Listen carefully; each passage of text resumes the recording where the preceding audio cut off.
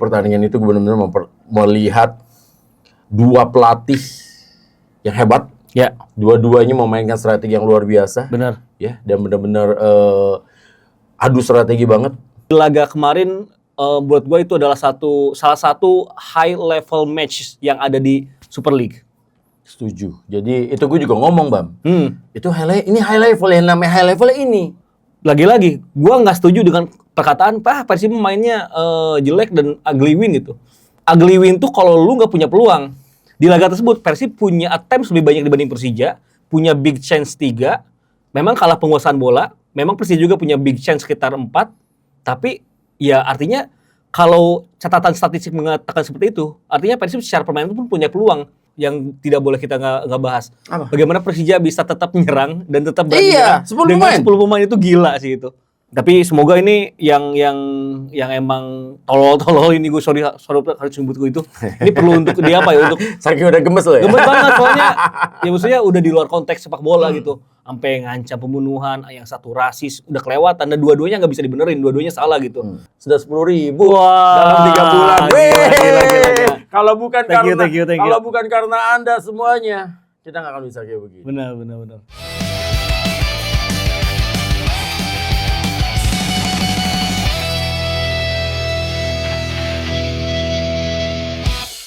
Assalamualaikum warahmatullahi wabarakatuh. Salam sejahtera buat kita semuanya. Senang banget tentunya kita berjumpa lagi di komentar Red Sudan. Ibam. Luar biasa. Ibam Cenayang ya. Ini benar-benar sudah menjadi sebuah branding yang sangat luar biasa. Ibam Cenayang from Cicadas. Bam. Ya. Luar biasa, Bam. Gila ya. Pertandingan Persija itu udah kayak benar-benar pertandingan final. Ya, jadi satu yang harus kita beri appreciate adalah yang membuat jadwal ini. Ya. Ya, bahwa ini ditaruh di pekan ke-17 ya, di ulang tahun Indosiar ke-31. Dan ini kan berarti kan dari pihak Indosiar dan juga pihak I-League saling mematchingkan jadwal dan ternyata ketemu. Tapi ya, itu kan sebenarnya kan hanya untuk mematchingkan jadwal. Tapi siapa yang sangka sih, Bang? Kalau ternyata pertandingan itu ternyata memperebutkan peringkat 1. Benar. Karena ya, hingga pekan ke-16 ternyata menang sama, seri sama, kalah sama, yang satu tim paling produktif walaupun akhirnya dilewatin ya di pertandingan terakhir sama Malut, dan satu tim dengan pertahanan terbaik. Dan akhirnya siapapun yang menang di antara dua tim itu peringkat 1, dan itu kejadian. Dan kabar terakhirnya ini ratingnya itu tinggi banget, Bang. Tinggi banget ya. 5,6 apa something, hampir 6 lah pokoknya gitu loh. Gue kurang jelas, tapi yang pasti sekitar segitu, dan share-nya itu benar-benar hampir 50%, 46. Ini luar biasa, Bang. Luar biasa. Itu luar biasa. Untuk Berarti sebuah pertandingan ya, berarti 40 sekian persen orang yang nyalain TV nonton pertandingan itu ya. Jadi kita jelasin ke teman-teman semua. Jadi benar. Jadi kalau rating itu, ya kan. Ini kalau nggak salah. Kalau yang namanya ratingnya berapa? Ya, 5, itu kan jumlah penontonnya. Ya kan. Kalau share-nya itu berarti tadi misalnya dibilang itu kan 46, something. Ya. Berarti dari 100% orang yang menyalakan TV di jam itu, berarti itu jam, anggaplah dari jam gue siaran tuh di jam 2:30 sampai jam 5:30 lewat. Kurang lebih berarti 3 jam lebih. 3 jam. Berarti 47% kurang lebih pada jam itu semua orang nonton Persija. Gitu hitungannya. Nah, kalau jumlahnya itu tadi ya itu berapa, 5, itu berarti kan berapa persen jumlahnya dengan berapa juta orang itu di 5, itu. Dan itu luar biasa, Bang. Untuk sepak bola Liga Cacing yang dibilang orang, yang orang bilang Liga Kangkung gitu kan. Itu luar biasa, Bang. Ini luar biasa banget, gila. Dan gue harus mengakui, Bang, sebelum gue kasih omong Ibam nih, biar Ibam bisa ngomong, gue cuma pancing gini doang, Bang. Di pertandingan itu gue benar-benar melihat dua pelatih yang hebat. Ya. Dua-duanya memainkan strategi yang luar biasa. Benar. Ya, dan benar-benar adu strategi banget. Boyan Hodak dan juga Mauricio Souza. Dan yang gilanya lagi, Persija main 10 orang nggak mau bertahan. Jadi karakternya tetap ditampilkan. Ya, memang may the best team win. Dan memang ya yang terbaik kemarin harus diakuin lah yang menang gitu kan. Tapi nggak jaminan dimenangkan dengan mudah walaupun dengan 10 pemain, Bab. Silakan waktunya Ibam untuk menjelaskan kepada komentari yang alhamdulillah sudah 10.000 Wah, dalam 3 bulan. gila. Kalau bukan Thank you. kalau bukan karena Anda semuanya, kita nggak akan bisa kayak begini. Benar. Dan juga karena Allah Subhanahu wa taala. Amin. Ya, appreciate you all. Nah, itu Bam, silakan Bam. Yang pertama emang itu laga yang primadona banget. Tadi kan lu bilang bahwa jumlah kemenangan sama, jumlah imbang kalahnya sama. Yang membedakan adalah yang satu tim produktif, yang satu tim dengan pertahanan terbaik. Bahkan ya itu kalau merujuk ke pekan ke-16 ya memang Persija menjadi yang paling banyak cetak gol. Sebelum bayinya Malut bisa mengoverlap di pekan ke-17 yang sama-sama main. Tapi yang menjadi highlightnya memang dua tim ini punya karakter yang sangat jelas di tim masing-masing dan tidak ada tim yang lebih buruk, tidak ada tim yang lebih baik, dua-duanya bagus. Bahkan narasi yang beredar di media sosial, Persija bermain bagus. Oke, gue setuju. Checklist tuh ya media. Persib ugly win, gue tidak setuju. Karena bukan berarti Persija menguasai bola sama dengan Persib main jelek. Ya sebenarnya masalah perkara pendekatan taktik aja. Spektrum taktik dari Persib Bandung dan Bojan Hodak coba mengkonten apa yang menjadi beberapa titik lemah di taktik Persija Jakarta. Ya mungkin orang-orang bisa menilai sesuai subjektivitas masing-masing tim mana yang tampil lebih bagus. Hal yang sah-sah saja buat gua.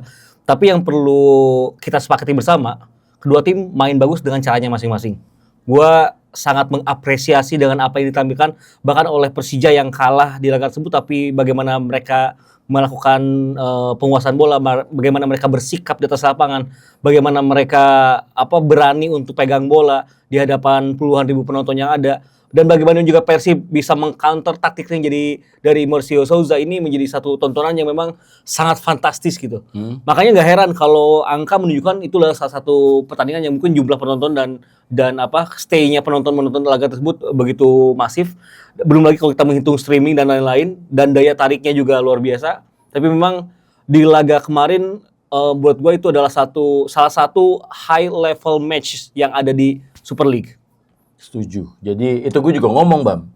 Itu ini high level, yang namanya high level ini. Yeah. Sama satu lagi tadi, gue tambahin dengan apa yang lo bilang bahwa Persija memainkan karakternya sendiri. Yeah. Jadi mereka dari awal pun mereka nggak bertahan, iya kan? Mereka tetap main. Jadi ketika main 10 pemain, ya akhirnya mereka main bertahan. Tapi yang menang, ya ini kan sebenarnya kita bilang tadi, ya may the best team win. Dan memang yang menang adalah tim yang berhasil memanfaatkan satu peluang saja. Ya. Dengan baik. Betul, Bukan betul. berarti Persib tidak punya peluang yang lain. Ya. Tapi Persija, kalau mereka bisa memanfaatkan peluangnya si Maxwell atau Axel Alano. Jadi kan bahasanya gampangnya, ya. Ini kan kalau bahasa anak bola ya. Ini jadi kan kita di dunia Indonesia itu fans bola tuh gue bagi dua, Bam. Iya, satu adalah fans bola yang main bola. Yang ngerti bola bener-bener. Enggak, bukan dua-duanya ngerti bola. Salah lo. Dua-duanya ngerti bola. Yeah. Tapi yang satu yang itu main bola. Main becek-becekan, main hujan-hujanan, main pakai gawang. Pokoknya bener-bener main lah, main bola gitu. Semua segala macem gitu kan. Satunya lagi adalah fans bola yang hanya main di Football Manager. Oh, iya. Akhirnya mereka tuh nggak tahu situasi-situasi yang kayak bahasa-bahasa yang kita bilang tadi itu. Yeah. Efek jahe. Salah satu yang mau gue ngomong adalah bola nemu. Beckham itu kan suka nggak suka bola nemu. Iya. Bener nggak? Iya kan? Nah, begitu juga Axel. Axel kan dapat bola nemu juga tuh. Sebenarnya kan, tapi dia akhirnya nggak finishingnya nggak klinis.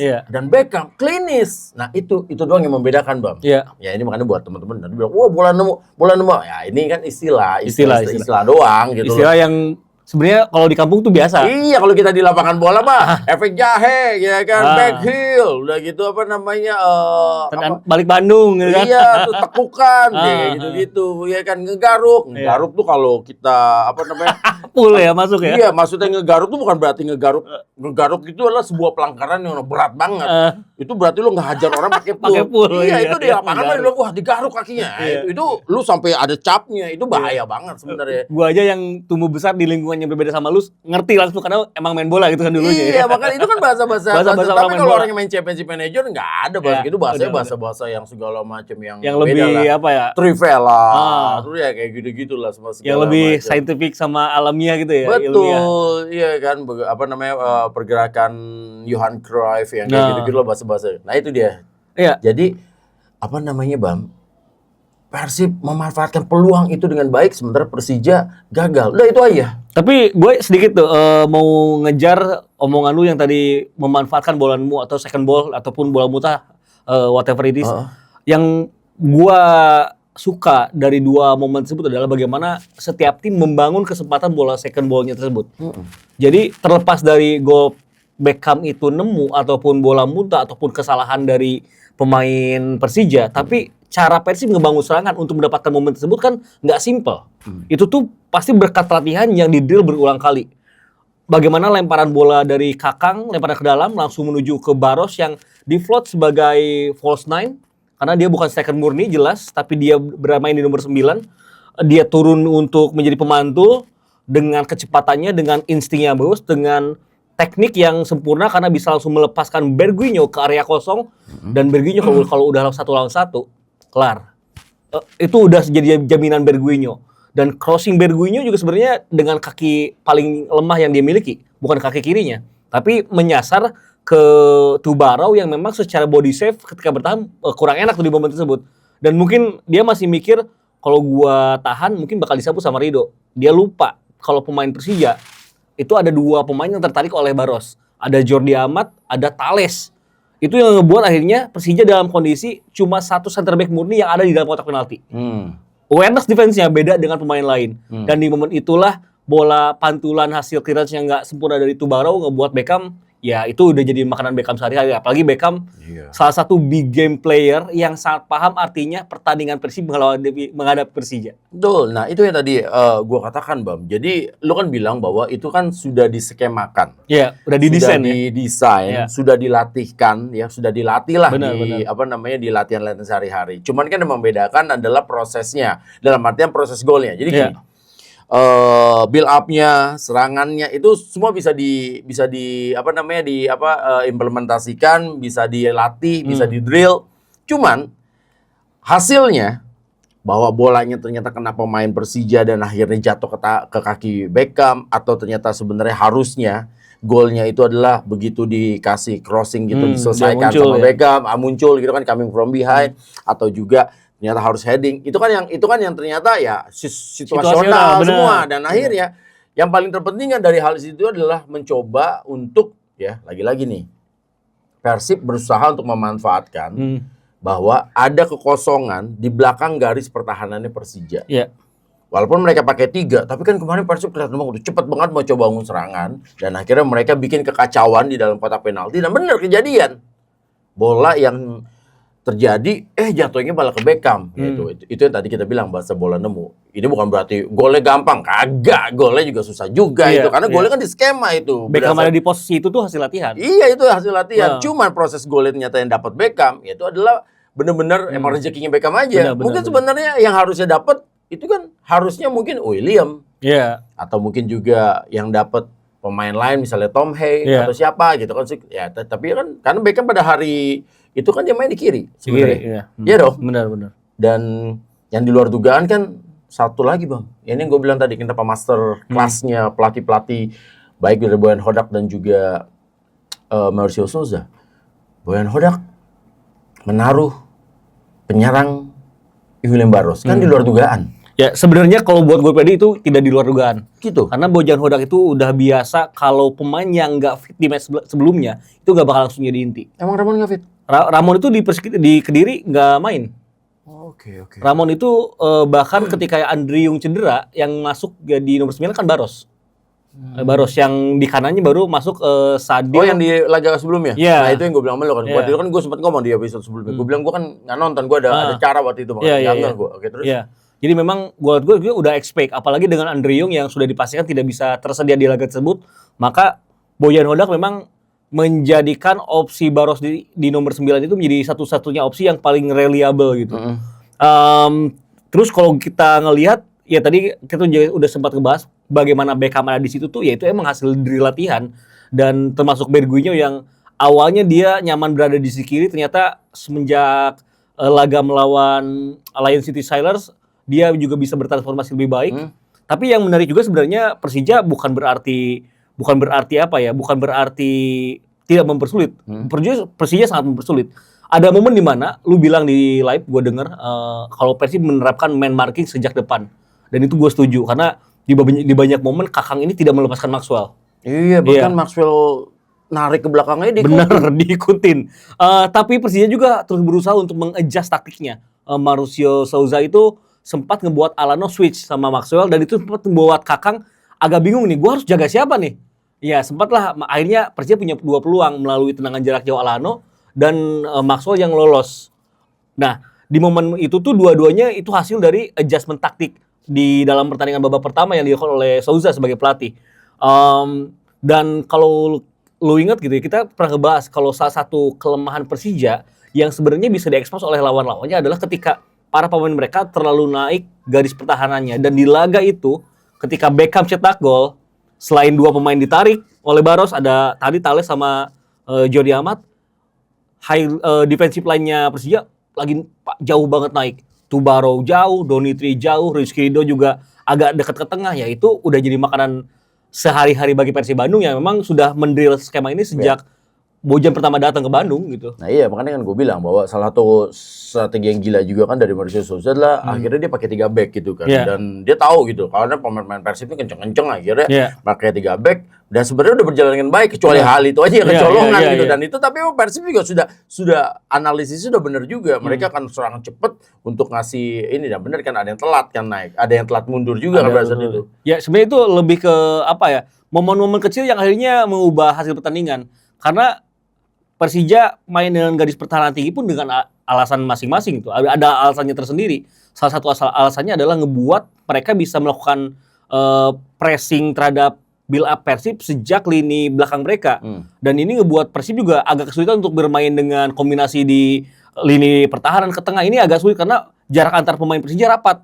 Tapi memang selalu ada risiko dari setiap pilihan taktik yang diambil. Nah, pilihan taktik itu mengandung resiko dengan banyaknya space di belakang garis pertahanan yang di momen itu memang dimanfaatkan sama Berguinho. Nah, Bam, lu kan tadi mengatakan bahwa Persib menerapkan semi man to man. Dan mereka tuh main man to man sama zona lah. Pokoknya setuju. mereka cari yang paling gampangnya, yang paling enaknya di mana. Dan akhirnya itu kan sama persis kalau misalnya orang main bola. Kalau zaman dulu kan belum ada jersey, Bang. Belum ada nama, belum ada shirt name. Kadang-kadang kita nggak tahu juga lawan kita siapa kan. Jadi instruksinya, ya kalau gue dulu waktu main bola dibilangnya, oke, kamu jaga nomor 17 ya. Nomor 17 kemana aja kamu ikutin. Kalau perlu dia ke kamar mandi pun kamu ikutin. Kan bahasanya kayak gitu kan kalau mau pelatih. Kalau zaman kita main di kelas-kelas turnamen-turnamen ada SSB gitu. Nah itu yang terjadi sama Kakang kan. Kakang kemanapun Maxwell berada itu kan diikutin terus. Benar. Tapi akhirnya Kakang mulai pusing ketika tiba-tiba Alano switch. Iya kan? Wah, gue kan disuruhnya gue disuruhnya kan nomornya Maxwell. Gitu kan. Bentar, nomor Maxwell 599 ya, kalau nggak salah ya. Iya kan? Wah, kok tiba-tiba ini yang datang nomor 17. Alano. Akhirnya mulai. Nah, akhirnya di situ itu berarti kan kepintarannya Mauricio Souza yang sudah membaca bahwa ini ada kontra strateginya untuk strategi seperti itu. Dan akhirnya kan dapat tuh peluang kan, sempat sampai yang ada satu kena tiang juga gitu kan segala macam. Nah itu menurut gue makanya yang gue bilang itulah luar biasanya dua pelatih ini gitu ya, benar-benar mempertontonkan sepak bola high level yang, dan gue yakin banget pertandingan kemarin itu menjadi salah satu pertandingan yang bisa menjadi study case buat tim-tim lain gitu loh dalam menerapkan strategi gitu loh. Di laga tersebut, jadi Persib itu yang gue lihat sepanjang setengah musim ini, baik di Super League ataupun di ACL tuh, ketika kalah, lini tengah biasanya tetap unggul. Kecuali mungkin lawan Malut mungkin ya. Laga-laga lain kalau lawan PSIM, Persija, lawan Lion City Sailor ketika kalah, lini tengahnya tuh unggul. Tapi di laga kemarin sebenarnya Persib agak kerepotan oleh 2 pemain tengah Persija, yaitu Hanif sama Van Basti. 2 pemain ini tuh pinter karena yang satu bisa saling berganti peran gitu. Emang dua-duanya jadi gelandang sejajar di lapangan tengah, tapi kadang jadi breaker, kadang dia yang lebih bantu serangan gitu. Dan nggak ada yang pakem. Kadang Van Basten yang lebih maju, Hanif di belakang. Kadang kebalik, Hanif yang di depan gitu. Jadi memang ini ngebuat akhirnya trio di tengah Persib, Eliano, Klok sama Tom Haye agak kesulitan untuk bisa menemukan ruang untuk bisa bermain. Tapi memang lagi-lagi gol cepat itu memang cukup untuk membuat akhirnya Persib bisa set the tune dengan lebih enak aja gitu. Betul. Jadi di gol cepat itu, ya kan, ini banyak orang, ya kan. Ini nggak apa-apa lah, gue jawab di sini aja ya, Bang. Kan banyak orang, karena pada saat itu, ya, gue kan bicara. Jadi kan memang dari pihak station itu kan memang kalau kita punya sebuah gaya, kalau gol itu langsung cepat merespon. Ya. Jadi gol nggak ada. Kalau di luar negeri kan ada. Iya. Diem, ngasih ambience, ngasih atmosfer, habis itu baru kita ngomong kan. Nah, gua kan berdiskusi tentang hal itu, karena kan banyak juga kan orang yang mau membanding-bandingkan. Iya, Iya kan. Nah, gua berdiskusi lah akhirnya sama pihak station bilang, kenapa hal itu bisa dilakukan di luar negeri, ya, dan ini menurut gua masuk di akal, karena di luar negeri itu semua pertandingan itu pasti ramai. Dan atmosfernya juga di sana bagus, gitu loh, ya kan. Semua pertandingan tuh nggak ada yang sepi. Lu mau pertandingannya Millwall lawan Queen Park Rangers, Kita berbicara Eropa ya. iya, lawan Wimbledon, lawan lawan tim yang nggak terlalu itu, pasti rame, penuh stadionnya, nggak mungkin sepi, ya kan. Begitu. Nah, makanya ketika orang diem tuh atmosfernya bagus. Nah, di Indonesia nggak bisa seperti itu. Dan karakter penonton Indonesia pun juga lebih seneng yang langsung rame. Makanya di pertandingan kemarin gue coba, ini mau melawan di Persija nih. Ini kan berarti kan penontonnya pasti penuh. Bener dong, tiba-tiba kan gol Beckham. Tuh, gue diem tuh. Iya, gue ngerasa juga. Gue diem, gue kasih kesempatan. Terus, oke, habis itu baru gue ngomong. Iya. Dan ternyata penonton bilang, wah kenapa nih kok diem nih? Nggak seneng ya Persib ngegolin? Kagak ada, Bos.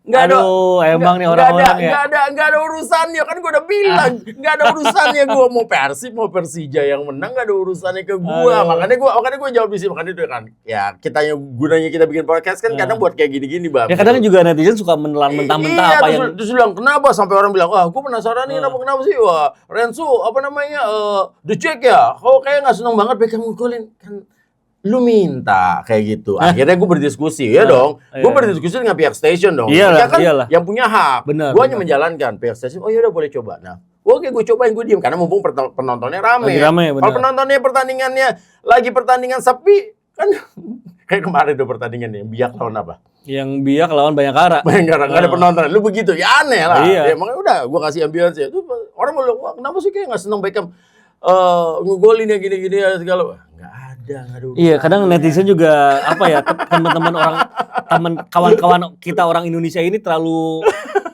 semua yang dari luar negeri tuh dikiranya bagus semua gitu. Ya, lu punya konteks lah, spektrum lah. Gak semuanya yang di luar itu juga cocok di sini gitu. Dan ya emang juga gak semuanya yang dari kita juga bagus. Gue tahu, cuman ya masing-masing kan punya gaya makanya sendiri. akhirnya ada juga kan yang ngebelain kan. Enggak, itu Mas Renzo emang diem supaya merasakan atmosfernya kayak di luar negeri semua segala macam bla bla bla ya. Gue bilang terima kasih ada yang mengerti juga dengan hal seperti itu. Tapi memang akhirnya gue mencapai satu kesimpulan. Ya memang yang cocok di Indonesia tuh kalau gue langsung rame. Ya udah. Ya, emang nggak bisa That's penonton Indonesian way. Iya, that's Indonesian way gitu loh. Emang nggak bisa disama-samain sama luar negeri, Bang. Nggak bisa. Nggak bisa. Iya, jadi ini jawaban gua untuk hal itu. Dan itu terbukti gitu. Kok buat gue selama tidak merusak esensi pertandingan ya nggak apa-apa lah. Maksudnya kita punya gaya masing-masing juga gitu. Betul. Tapi untuk pertandingan kemarin ya, sebenarnya mau sedikit gue bukain apa yang terjadi dinamikanya bahkan sebelum pertandingan. Gue ngerasa di laga tersebut Persija itu secara performa sebenarnya secara performa mentalitas dia lagi oke. Bahkan lebih oke dibanding Persib. Pemain-pemain yang tidak bisa main bagi Persija tidak sebanyak pemain Persib. Apalagi Persib digoyang oleh isu Barba yang kayaknya bakal cabut gitu kan. Terus Andriu nggak bisa main, Lucho tiba-tiba cedera pas latihan gitu kan. Ya itu adalah isu-isu yang ngebuat akhirnya Persib juga tidak mendapatkan hasil maksimal di Kediri karena kebobolan menit 96. Mungkin itu akan ngebuat tone Persib itu sebenarnya tidak lebih baik dibanding Persija. Persija lagi oke-okenya banget nih. Apalagi 2 laga kandang terakhir di GBK bisa menang dan terakhir kan bisa clean sheet. Jadi mereka datang ke Bandung dengan mental pertandingan yang bagus. Tapi mentalitas mereka menghadapi laga tersebut gua rasa agak kurang nih. Kenapa? Yang pertama, official training Persija itu nggak ngambil jatah. Iya. Memutuskan untuk tidak official training di GBLA. Dan Zoom-nya, pre-match-nya aja itu pre-match conference-nya Zoom ya. Zoom. Tapi menurut gua Bam, sorry Bam, ini gua potong. Iya. Bam.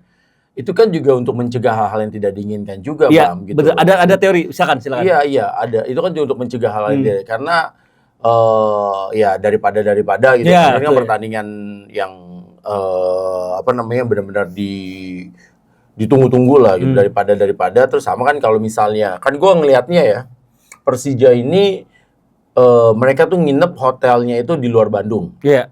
Mereka nginep di hotel tapi mereka nginep tidak di dalam kota Bandung. Jadi kalau gue tangkap biar mereka langsung bisa masuk ke dalam tol, masuk ke tol gitu segala macam. Tapi nggak jauh.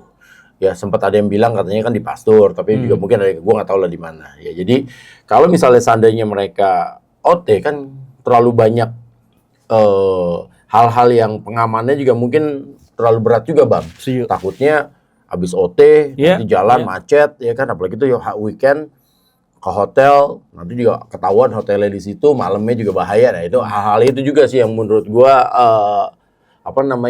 menjadi pemikiran. Ini menurut gua ya, karena ya itu yang tadi gua bilang, karena kalau gue sebagai as a management juga gue mungkin akan melakukan hal itu. Betul, itu POV dari lu dan POV dari mungkin orang yang pernah berada di manajemen bola gitu. Dan mungkin itu juga yang dipikirkan oleh manajemen Persija di laga tersebut. Tapi untuk laga yang tajuknya adalah Derby Indonesia, laga yang bahkan di hari tersebut sudah dipastikan siapapun yang menang bisa di peringkat pertama paruh musim. Gua rasa itu bukan setup mentalitas yang bagus untuk dalam sebuah pertandingan. Itu nunjukin bahwa ada keraguan yang lu pikirkan di luar pertandingan sendiri yang lu wajib menangkan gitu. Bojan tidak melakukan hal itu ketika Persib main imbang 2-2 di Patriot Bekasi tahun lalu. Official training tetap datang, tapi bisa dikoreksi kalau salah. Artinya memang hal-hal tersebut tuh sedikit banyaknya ngebuat main gamesnya Persib Jan Hodak tuh udah lebih unggul untuk menghadapi laga tersebut. Padahal secara performa Persija tuh lebih unggul loh dibanding Persib untuk menghadapi laga ini gitu. Tapi anehnya penguasaan bola pun juga di pertandingan itu Persija menang ya. Oh ya, unggul, bener. Bahkan ketika dengan 10 pemain juga tidak berkurang kan persentase penguasaan bolanya. Artinya memang secara teknis Persija nggak ada masalah. Tapi secara mentalitas untuk menghadapi derby tersebut, ini buat teman-teman Jackmania, kalau nggak setuju boleh, tapi kalau mau setuju juga kita salaman. Ya itu bukan setup yang bagus, dan gua rasa juga banyak Jackmania yang agak menyayangkan kenapa dalam tanda kutip ya lu udah ngerasa takut duluan sebelum main gitu kan. Mungkin dengan itu analogi aja, tapi secara tidak langsung itu yang terjadi ketika nggak datang, nggak memilih nggak OT, memilih press con-nya lewat Zoom gitu kan. Itu kan ngebuat akhirnya secara mentalitas, oh ternyata tim yang performanya bagus tidak lebih siap untuk laga ini. Mungkin Bojan ngebaca itu, dan Bojan akhirnya di press con before pertandingannya, sebelum pertandingan justru memainkan main games itu. Kalau di Bandung mah kita selalu pakai wasit asing, tapi coba kalau kita main ke Jakarta, belum tentu pakai wasit asing. Itu kan hal-hal yang ngebuat pressure-nya tuh diarahkan ke Persija semua pada akhirnya. Bojan tuh pinter banget hal-hal seperti itu. Dan itu yang ngebuat pada akhirnya ketika performa sebelum laga tersebut Persib tidak lebih baik, tapi ketika di laga tersebut Persib langsung bisa set the tone itu, bisa langsung dapat ritmenya gitu. Ya, dan ini boleh setuju boleh tidak gitu kan. Karena kan emang lagi-lagi kita kan mengambil hal ini kan dari luar ya. Kita bukan orang dalam. Dan ada dua POV berbeda ya, lu sama gua tadi kan. Makanya kan kalau gua kan ngambil POV-nya sebagai dari manajemen. Iya, itu juga nggak salah sebenarnya. Karena menurut gua ngeri juga kalau misalnya seandainya ada sesuatu yang akhirnya membuat pertandingannya jadi tidak bisa dilaksanakan karena memaksa. Jadi gini loh. Kan dalam suatu itu kan pilihan. Ini agak berat juga pembahasannya. kan karena itu kan pilihan, Bang. Jadi pilihannya adalah lu mau ngamanin yang mana nih? Ada OT, ada match. Ya. Lu belain OT, ternyata tiba-tiba gitu kan. Kenapa-napa match-nya lu jadi berantakan. Nah, lu akhirnya sekarang ngalahin OT untuk match, ya seperti yang lu bilang juga. Secara tidak langsung juga kan gunanya OT itu kan pengenalan situasi juga kan, gitu. Dan itu yang tidak terjadi. Iya. Nah, makanya kayak gitu. Nah, gua dalam posisi seperti itu juga ya mengerti banget gitu loh. Tinggal mau yang mana nih yang diambil gitu loh. Karena Abis dari, karena gue kan dulu tim gue juga di situ juga, sama. Gue juga kalau OT ke GBLA, cuman gue kalau OT dulu ngambilnya pagi. Gue nggak pernah ngambil sore. Itu kemarin OT-nya sore atau siang? Harus jadwalnya sih dari jam 2 ya. Jadi jam 2, jam sore 3 ya? sore. Iya, kalau gue selalu OT pagi. Tapi Persija mungkin baru, kalaupun mereka kemarin OT mungkin baru dapat kesempatan latihannya ya 4:30 atau jam 5 sore lah. Iya, kita mereka yang kedua kan, setelah tim home kan. Kalau gue kan dulu OT-nya di GBLA tuh biasa ngambil pagi. Baru yang tim tamu yang keduanya. Berarti gue mulai OT itu sekitar jam 8, tim keduanya itu mungkin jam 9 sampai jam 10. Nah, kayak gitu. Nah, mungkin kan takutnya keluar dari situ, apalagi kan Buah Batu macet banget di situ. Tapi sebenarnya walaupun ada tol yang barunya sih yang bisa di ini ya. Itu makanya itu kan pilihan. Makanya ini POV-nya berbeda nih. Ya, teman-teman juga bebas juga ya seperti yang Ibam bilang, bebas juga mengartikannya. Boleh. Dan maksudnya kalau ada yang punya pandangan ketakutan akan diganggu di jalan menuju OT dan lain, mungkin itu ya ketakutan yang ya boleh saja diutarakan, tapi pada kenyataannya kalau gua nggak salah nih, di 3 musim terakhir Persija tandang ke Bandung, baik itu ke GBLA ataupun ke Jalak Harupat, nggak ada gangguan lemparan. Nggak ada gangguan. Bahkan ada salah satu momen di mana ketika Andri Tani mengumumkan bahwa kita punya kabar baik dari Bandung meskipun kalah.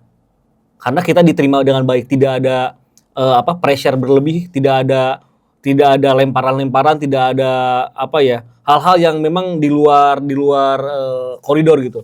Jadi sebenarnya publik Bandung udah paham ngelakuin lemparan ke bus dan lain itu udah nggak perlu. Itu bakal ngerugiin Persib.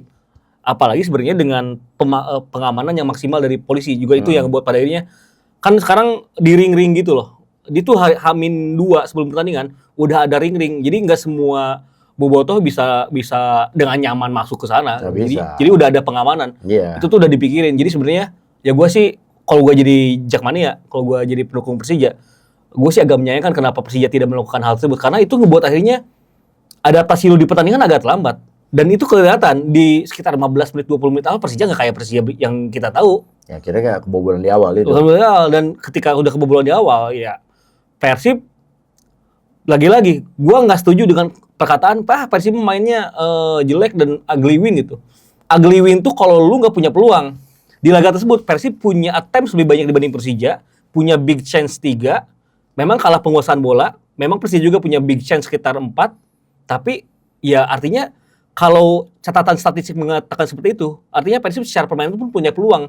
Dan perkara siapa yang menguasai bola, itu bukan berarti tim yang penguasaan bolanya rendah main jelek. Ya ini masing-masing main bagus, tapi dengan cara yang berbeda aja gitu. Ya, dan makanya kan apa kita dulu bilang. Iya, paling pada akhirnya gue rasa hal-hal seperti itulah yang ngebangun akhirnya mentalitas di atas pertandingan juga jadi berbeda. Makanya gue nggak heran kenapa para pemain Persija gampang kepancing emosi di laga tersebut, kartu merah. Tapi sebelum kartu merah itu pemain Persib juga agak pinter tuh. Tom Haye sempat ngebuat si Maxwell marah kan karena disikat tuh kakinya tuh kartu kuning. Terus ada beberapa gestur benturan-benturan. Eksternal untuk kau tuh nggak dikasih muter badan banget sama Julio. Di laga tersebut Julio nunjukin juga nggak usah barbar-barbaran. Nih gue kasih komitmen yang tinggi nih di sini. Main bagus gitu. Iya. Jadi ada rasa pengen membuktikan juga ya. Iya. Terus pada akhirnya mentalitas tersebut tuh menggulung dan akhirnya ngebuat Persija justru ketika mereka butuh gol justru mereka emosi sendiri gitu. Dan di hari itu berarti kan Teja mencetak clean sheet ke-8 ya. 9 total. Berarti ke-9 ya. Berarti kan kemarin itu 8, berarti dia menjadi kiper paling banyak melakukan clean sheet. Karena sebelumnya itu disamain tuh sama Hopmeyer. Hopmeyer jadi 8 benar. Jadi berarti Teja itu sekarang menjadi kiper paling banyak clean sheet 9 kali. Cuman Hopmeyer memang memegang rekor sebagai kiper yang paling banyak clean sheet-nya berturut-turut.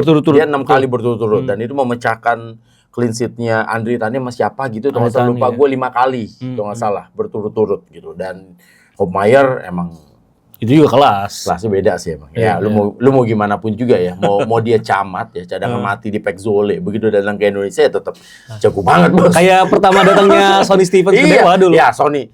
Ini beda banget. Sonny Stevens itu sempat berhenti main ketika datang itu dia udah sempat 6 bulan apa nggak main bola gitu loh. Dan itu kan masih jago banget. Masih jago banget. Zol kalau si Hopmeyer Tahun lalu itu masih cadangan dan memang Iya. tidak pernah main, camat aja gitu, cadangan mati. Tapi dia tuh masih ada di line up-nya Pek Zole gitu loh. Intensitas latihannya tetap bagus gitu ya. Iya, dan memang luar biasa sih. Begitu kan terbukti kan akhirnya. Begitu backnya Joao Ferrari main bagus, Carele kan keangkat juga. Iya. Dan Altmaier makin gila akhirnya. 6 pertandingan clean sheet mau away dan home. Menurut gue sih gila itu, Bang. Iya. Ya, tapi memang di laga kemarin juga Persib bisa dikatakan babak kedua itu diselamatkan oleh Teja, bener kata lu. Selain clean sheet-nya yaitu nggak masuk akal sih itu yang double save yang dilakukan. Oh iya, depan gawang ya. Itu sundulan siapa ya? Gue lupa lagi. Nggak tahu Tubarau, nggak tahu Alano, Iya, atau depan Alano gawang. yang kasih umpan, atau Depan Marcel. gawang, iya bener. Iya, itu kan sundulan pertamanya dia tepis, dia udah jatuh, ada follow up, ditendang lagi pakai kaki kan. Maksudnya itu refleks-refleks yang wah itu gue sih udah pasrah sebenarnya di momen itu ya. Iya. Terus ini sebenarnya di momen Maxwell punya peluang one on one itu sebenarnya Teja juga ada sedikit miss karena dia terlalu mundur tuh ketika garis pertahanan Persibnya naik, Tejanya tuh stay di dekat gawang. Iya, nggak maju ya. Jadi space-nya kelebaran kan, Iya, betul nggak maju. nggak nutup ruang gitu. Iya, cuman beruntungnya Teja punya refleks bagus sehingga ketika Maxwell nendang masih kena kaki kan, kena kaki. Ya Teja emang lagi super banget. Mungkin itu salah satu momen di mana lini pertahanan Persib juga agak bisa agak lengah. Akhirnya ngebuat Maxwell punya peluang. Selain itu sebenarnya Persib juga lagi-lagi gue nggak bisa bilang Persib main jelek karena ya lu punya dua peluang dengan cara ngebangun peluangnya bagus. Kalau perkara itu nggak jadi gol, berarti kesalahannya bukan di taktik, kesalahannya ada di eksekusi pemain. Ada Malis sama Ramon. Bang, apalagi kalau gua ngelihat Ramon emang nggak ada yang support juga. Dia sendirian tuh lawan 3 pemain bertahan Persija ya. Buat gue sih sebagai striker juga sejago-jago apapun bakal sulit gitu. Satu juga itu, yang kedua juga memang Ramon kan kalau sprint kan juga nggak terlalu kencang. Iya. William ya, itu ngeri gitu. Tapi gini Bang, gue setuju dengan apa yang lo bilang bahwa main bertahan itu nggak gampang ya. Itu kan kalimatnya. Jadi ya nggak ada lah yang namanya ugly win kalau menurut gue. Yang namanya menang ya kalah gitu. Tapi ugly win ada. Apa? Ya dulu waktu Juventus masih dilatih sama Allegri. Iya, lu udah ngomong waktu itu. Iya, dia nggak punya kalau yang disebut ugly win buat gua. Iya. Ketika tim menang tapi nggak punya created chance, Iya. nggak punya XG bagus, shot on targetnya terbatas, bahkan nggak ada on target. Dulu tuh Juventus pernah ngalamin itu dan satu-satunya gol kemenangan Juventus dicetak oleh gol bunuh diri pemain lawan. itu. Itu baru ugly win gitu. Nah, kalau ini kan benar-benar semua tuh kerja gitu. Iya. Terus gini Bang, ada satu lagi ya yang menurut gua menurut gua ini benar-benar kelihatan banget gitu loh ya.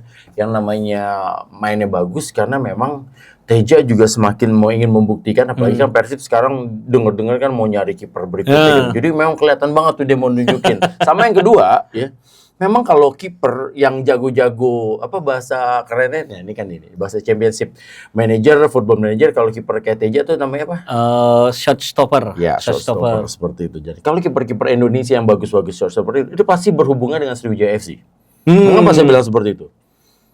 Yang paling jago kiper-kiper kayak begitu tuh dulu itu Ferry Rotinsulu. Udah lah, itu jago ya lah, kelas sudah. Nahan penalti pun jago, semua segala macam kayak begitu. Yang kedua setelah itu siapa? Andri Tani. Dan Andri Tani banyak orang yang nggak tahu. Andri Tani itu dulu Sriwijaya FC. Debutnya di Persijaya justru. Iya, itu dia sama Rahmat Darmawan dari Diklat Raguna gitu segala macam. Berikutnya lagi ya Teja Pakualam. Nah, Teja juga pernah Sriwijaya juga. Ya sama kayak begitu kan, Bang? Iya, benar-benar. Dan dari tiga kiper itu sama-sama itu kalau 3 kiper ini postur tubuhnya tinggi banget, wah udah top banget. Ini kan karena 3 ini ya baik Ferry Rotinsulu, Andri Tani, sama Teja Pakualam ya tinggi. Iya. Tapi untuk ukuran untuk pertandingan internasional masih belum gitu loh. Benar-benar. Makanya gue juga pengen memberikan penghormatan nih buat legenda. Karena kan 3 kiper yang tadi lu sebut itu Ferry Rotinsulu, Andri Tani sama Teja ini sama-sama pernah dilatih sama Hendro Kartiko. Oh gitu? Iya, waktu di Sriwijaya itu kan. Jadi Hendro pas udah nyatain pensiun, dia gabung sama Coach RD untuk jadi pelatih penjaga gawang.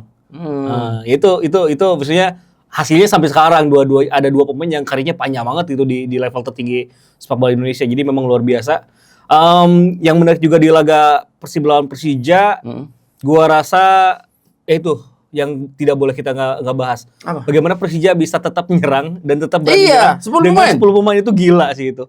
Itu ngebuktiin kalau sebenarnya as a teknis, secara taktikal, Persija tuh nggak salah bermain di laga tersebut. Taktikalnya udah bener kok. Lalu dengan 10 pemain masih bisa nyerang di kandang rival terberat lu gitu kan. Jadi emang menurut gua Persija oke sih di laga tersebut. Dan kalau ini kita kalau misalnya seandainya itu baru nggak kena kartu merah lebih seru lagi kali ya. Iya. Itu lebih seru lagi ya karena kelihatan tuh Bam di menit 75 80 pemain Persija akhirnya kehabisan napas juga gitu. Karena kan mereka main dengan high intensity juga, nyerang terus semua segala macam. Lo bayangin ketika nyerang semuanya di depan kecuali Edu doang kan yang di belakang. Semuanya sampai Jordi Amat sampai Rizky Ridho semua itu ada di daerah Persib semua dan pemain Persib juga harus mundur. Lo bayangin kalau misalnya sampai 10 orang wah itu seru banget dan pemain itu aja kan jangan kondisi 10 aja pasti fans Persib juga deg-degan juga itu kan. Deg-degan kok. Deg-degan itu pasti. itu yang sering gue bilang kan 5 menit yang terasa begitu panjang bagi fans dari Persib Bandung, 5 menit yang terasa begitu dekat bagi fans dari Persija Jakarta. Itu rasanya. Ya 1 detik aja tuh kayak 1 jam man. Gue pernah ngerasain soalnya kayak gitu. Waduh, lihat buset nih kok nggak habis-habis ya. Iya kayak padahal ya Allah. Kayaknya tuh 1 menit lama banget. Tapi sebenarnya ini harus menjadi evaluasi juga bagi teman-teman dari Persija Jakarta. Ya ini nyambung pembahasannya karena ya berarti di 5 tahun terakhir ya kalau gua nggak salah selalu ada ya maksudnya nggak selalu tapi ada 4 kartu kuning yang gua ingat gitu. Yang pertama kan ini yang Tubarau nih. Maksudnya dia itu sih apa ya clumsy challenge sih. Nggak perlu juga lu nginjek kayak gitu. Udah pasti dihukum gitu. Dan itu juga gestur dari Rizky Ridho nunjukin kalau dia agak menyesalkan kenapa sih lo ini. Dan Marcio Souza sebagai pelatih juga kan menyebutnya apa sikap yang kekanak-kanakan kan di press conference setelah pertandingan. Jadi emang itu mengecewakan sih pasti. Yang kedua kan tahun lalu Firza waktu di Jakarta Rupat. Itu juga dia kepancing sama Beckham gitu kan. Tangannya kebuka. Terus Hanif Syahbandi di laga Persija lawan Persib 1-1 di Patriot. Gol DDS tuh Hanif kartu merah. Klok juga sempat kartu merah. Tapi memang highlightnya di Persija ini kalau ketemu Persib lagi sering kartu merah nih. Termasuk dulu tuh ada Novri juga pernah kartu merah waktu nyikat Ardi Idrus atau siapa gitu. Jadi memang ya ini bukan jadi paradigma yang bagus kalau Persija terus-menerus kalah jumlah pemain ketika lawan Persib gitu. Dan ya Beckham sih orang yang gua rasa paling tahu arti pertandingan tersebut. Beckham tuh justru dapat pressure seperti itu, ya dia semakin menggila gitu kan. Dia pemain yang emang bisa muncul di momen-momen Persib tuh butuh banget clutch player gitu. Dan laga lawan Bali tahun lalu bisa cetak gol dari luar kotak penalti dan ini gol lawan Persija itu ngebuktiin kalau ya Beckham sebagai apa ya lokal pride-nya itu emang benar-benar menunjukkan kapasitas gitu. Kan gue bilang gede bagi boys dan benar kejadian. Dan sama satu lagi gini Bang, pertandingan pun menarik banget ya menurut gue karena Bung Ferry datang ke tribun dan bahkan Bung Ferry didampingin sama teman-teman juga ya salah satunya juga sama Mang Heru ya. Iya kan bisa jalan-jalan dan gue seneng banget gitu. Bahkan sempat ketemu juga sama Kang Tobias gitu segala macam. Ya gue sih seneng banget dan gue sih berharap ketika ke Jakarta juga hal yang sama juga dilakukan dan ini sudah sangat baik banget gitu loh sebagai orang yang ada di saat permusuhan bahkan kan sempat dikatakan bahwa ya tidak masalah lah siapa yang meminta maaf duluan, tapi yang paling penting adalah sama-sama sudah dewasa, sama-sama ingin menjadikan ini lebih baik lagi. Makanya gue setuju ketika Haji Umum WHO bilang harus diusut tuh yang memberikan pengancaman. Begitu juga sebaliknya di Persija pun bilang yang rasis terhadap Alan Levin juga harus diusut. Gue setuju. Dua-duanya setuju dan dua-duanya itu harus dihilangin lah dari sepak bola hal-hal yang seperti itu karena apa yang terjadi sekarang ini menurut gua sudah bagus banget. Ya, gua rasa Tom Haye di atas lapangan kan setelah pertandingan ramai itu dengan beberapa pemain Persija. Dan itu untuk laga derby, untuk laga perebutan peringkat pertama ya hal yang wajar banget itu. Ya udah normal. Justru kalau nggak ada yang gitu juga garing ya sebenarnya ya. Tapi cara fans menyikapi dan merespon apa yang terjadi di atas lapangan gua rasa emang norak juga sih. Yang satu ngancam pembunuhan ke keluarga Tom Haye, yang satu juga rasis ke Alano. Gara-gara Alano ngejambak tuh punyanya Dewangga gitu kan. Jadi emang gua rasa responnya itu nggak layak untuk ditiru. Harus lebih dewasa lah kita. Dan itu apa ya mendegradasi apa hal-hal baik yang udah terjadi di atas lapangan. Betul. Persija pulang dari GBLA nggak ada gangguan. cuma teriakan, kalau teriakan mah nggak apa-apa lah gitu. Itu mah verbal mah wajar Kalau lah. main bola diteriakin, itu mah kalau nggak mau diteriakin ya jangan main bola. Selama lu nggak dilempar, selama nggak ada kekerasan fisik mah aman. Setuju. Dan tadi lu bilang juga ada Bung Ferry ya datang ke Gebela. Ya meskipun kalau buat gua yang berasal dari grassroots untuk mendambakan Boboto sama The Jack berada di 1.000 ya mungkin masih agak jauh ya. Masih agak terlalu naif itu karena terlalu banyak oknumnya lah. Tapi setidaknya itu udah ke jalur yang bagus lah. Semoga kedepannya juga tercapai gitu. Tapi semoga ini yang emang tolol ini gue sorry harus sebut gue itu. Ini perlu untuk dia apa ya untuk saking udah gemes loh ya. Gemes banget soalnya ya maksudnya udah di luar konteks sepak bola gitu. Sampai ngancam pembunuhan, yang satu rasis udah kelewatan dan dua-duanya nggak bisa dibenerin, dua-duanya salah gitu.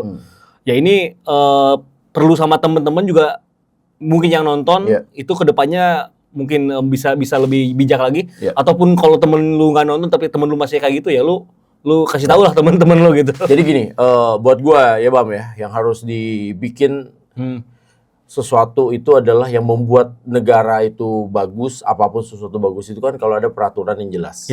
Peraturan yang mengikat dan juga memang ditaati.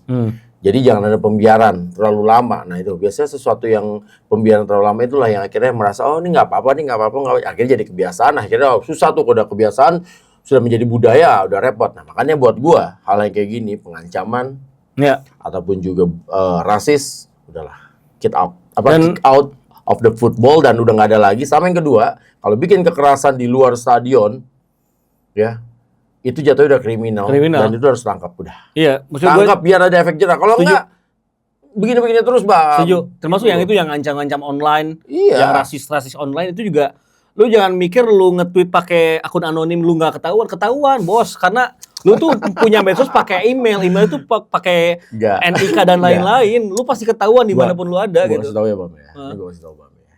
Ini sedikit aja. Kawan-kawan gua itu kan orang dari cyber crime police ya.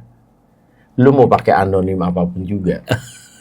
Lu mau pakai kartu apapun juga segala macam. Mereka hanya butuh waktu dari kurang 5 menit untuk mencari, mengklik doang gitu. Ada alat ya Bang. Ada alat ya. Tracking lu ada di mana ya? Ada alat ya Bang. Itu ada alatnya. Itu langsung track. Sampai titik mananya aja itu udah ketahuan.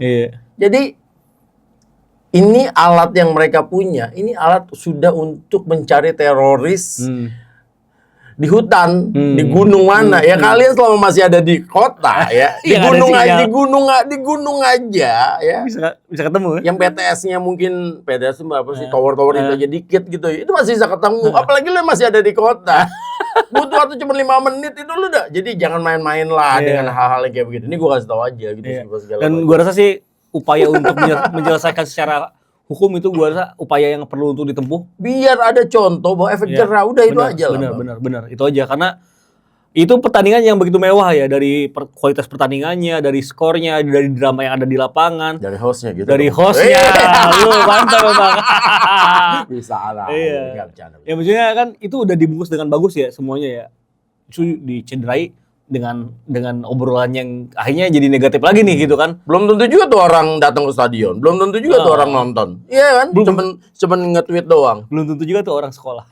Kalau itu gue nggak tahu lah. Tapi yang pasti kalau gue setuju kalau sudah ada kejadian-kejadian yang ada di luar pertandingan, misalnya di luar kayak misalnya kasus penimpukan, kasus apa segala macem, ya udah kriminal itu bagi gue. Dan itu harus sudah biar pihak hukum kepolisian aja yang udah bukan hukum sepak bola yang dipakai tapi udah hukum kepolisian, hukum yang ada ya udah itu di hukum kriminal gitu loh. Untuk menutup episode ini gue punya pertanyaan buat lo. Apaan? Lo kan udah puluhan tahun nih bawain sepak bola Indonesia.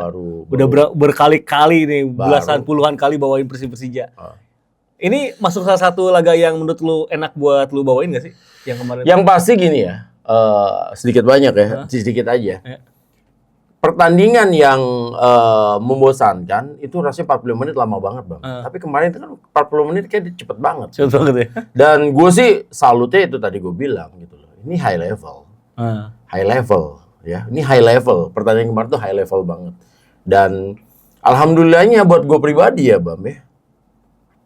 ngelihat bahwa ya gue semakin suka lah kalau pertandingan itu orang semakin dewasa, penontonnya juga semakin dewasa. Walaupun masih ada oknum-oknumnya ya, ini kan tapi kan lebih banyak yang dewasanya daripada oknumnya gitu kan. Karena kan gue ngerasain dari yang kondisi masih 50-50 ya kayak gitulah segala macam. Nah, sama yang berikutnya lagi adalah itu secara permainan, secara teknikal semua segala macam luar biasa. Dan itu yang gue bilang bisa jadi case jadi tim-tim lain dan mungkin ini kan dalam sebuah pengambilan sertifikasi penonton yang namanya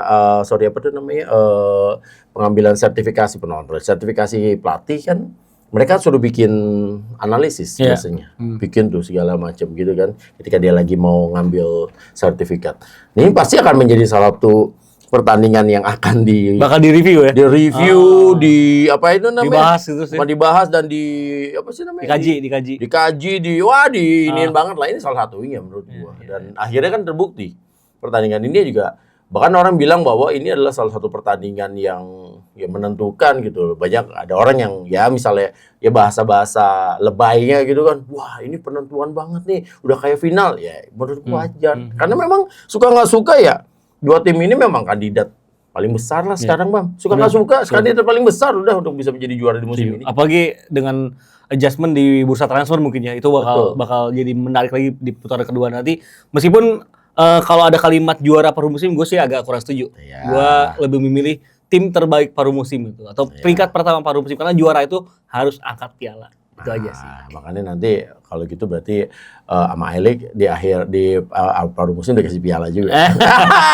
Itulah dia ya. Yes. Bagaimana komentari episode ke-29.